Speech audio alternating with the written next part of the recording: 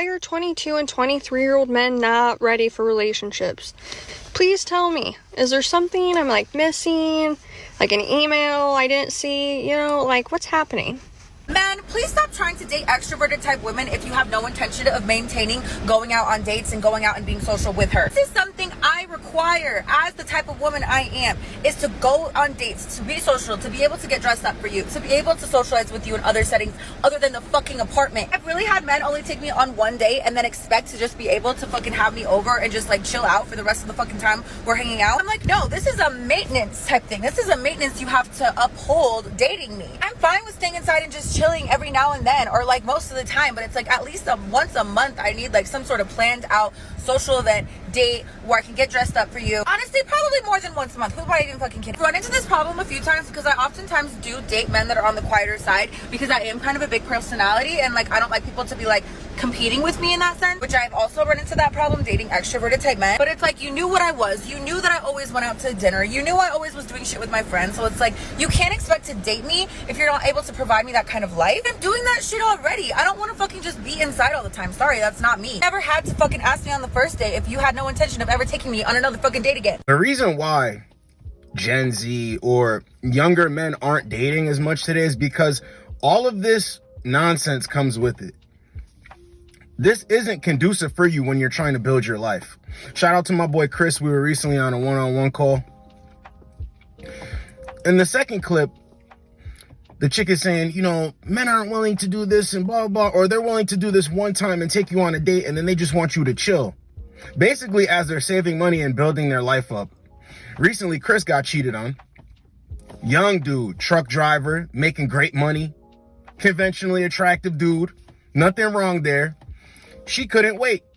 Decides to cheat on him and has multiple other dudes in the phone that are willing to do things that he's not willing to do. But brother, one thing that we discussed that I want to bring back up in this video to all my younger guys, it's their loss. It's not your loss.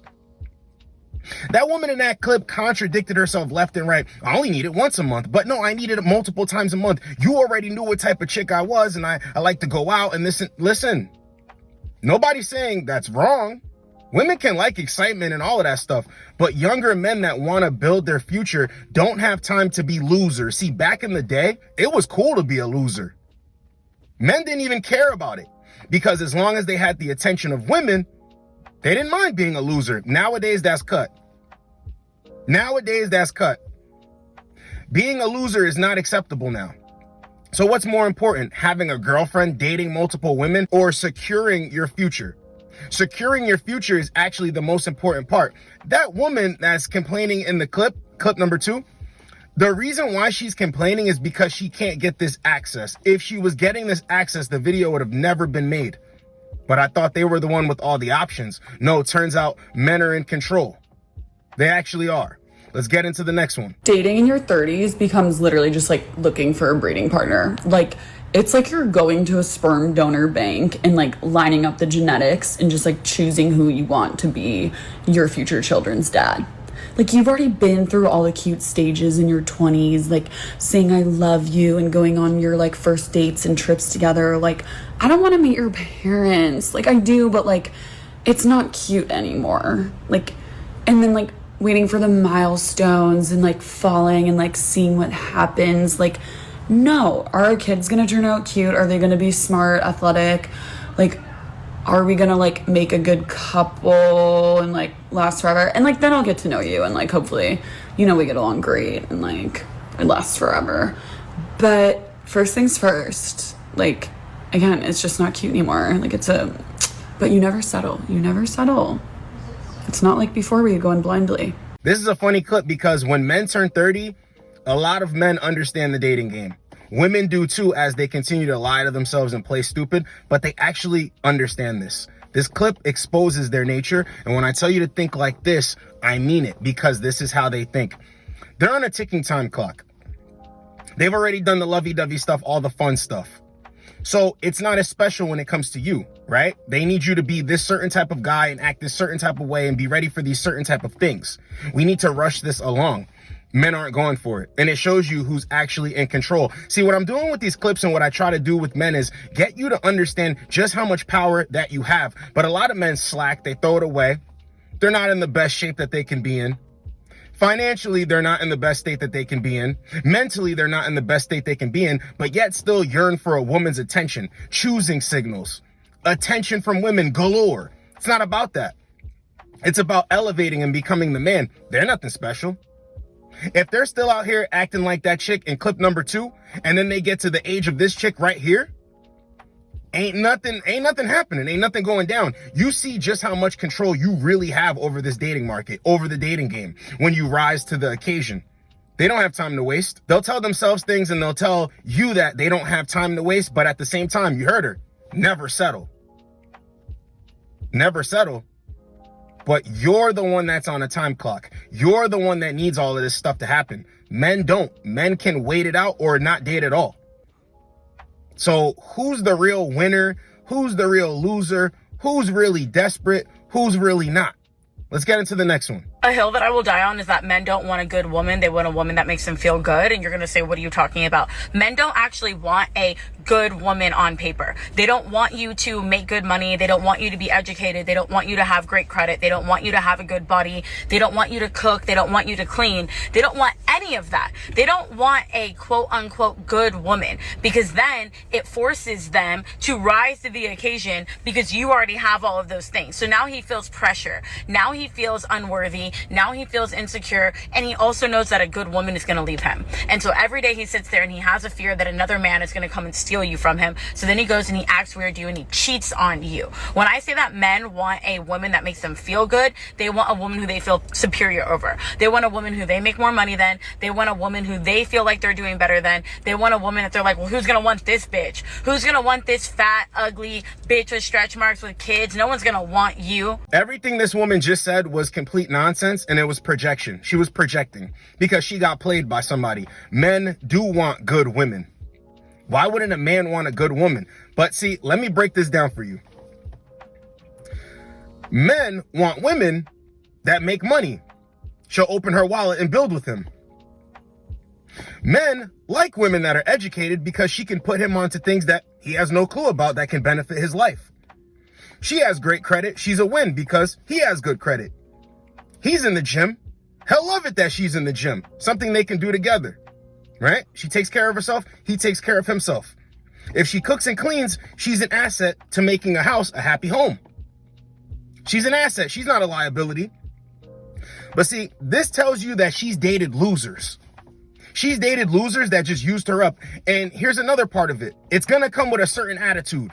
I deserve X, Y, and Z because I have all of these things, or I do this. That's not how that works. See, it's the right things, but the wrong attitude. Men want good women, but women's idea of a good woman is a strong and independent woman.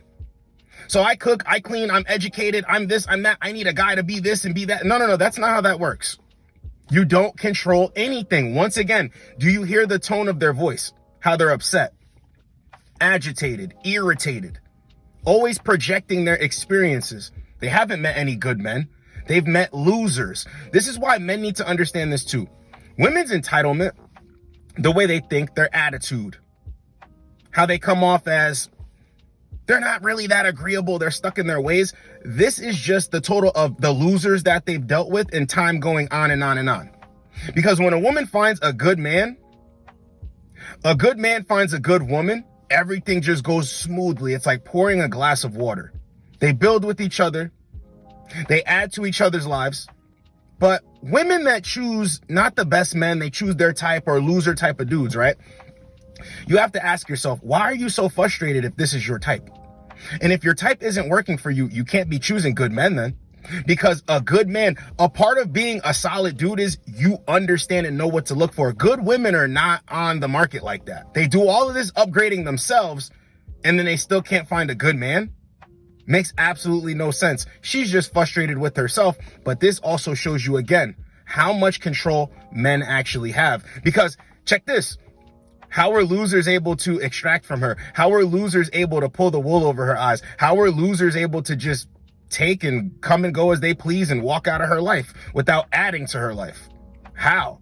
Damn, even the losers have more control than them. Let's get into the next one. It's always like, you know, be an independent woman, focus on yourself, focus on your life, your goals, like, you don't need a man, like, get rid of. And it's like, yes, like, know your worth, yes to all those things. You got, like, I know my worth, I know my value, like, I know I gotta focus on my stuff, my career, whatever. But it's like, sure, you know what I mean? Like, sure, I still deep down want kids. I really want to be a mother. I want to be a wife. Like, I want to create life and have my own family and be loved and be able to be like, yeah, see, that's a little family I created. Like, I really want that so bad. And I can know my worth and like focus on myself and focus on my life and still want to create a family, you know? And it just sucks because these men be playing in our faces. Because I'm not gonna settle for less. That's why I don't have no boyfriend, no man or whatever. Because I'm not gonna take any scrap to just go and start having a kid. You know what I mean? Like, I'm not gonna do that. I know my value. But then it's like, I don't know, like, it makes me really sad to think that maybe because I know my worth enough, I might, I don't know, not have a family one day. You can know your worth, but you don't control anything. You can know your worth, but you don't control anything.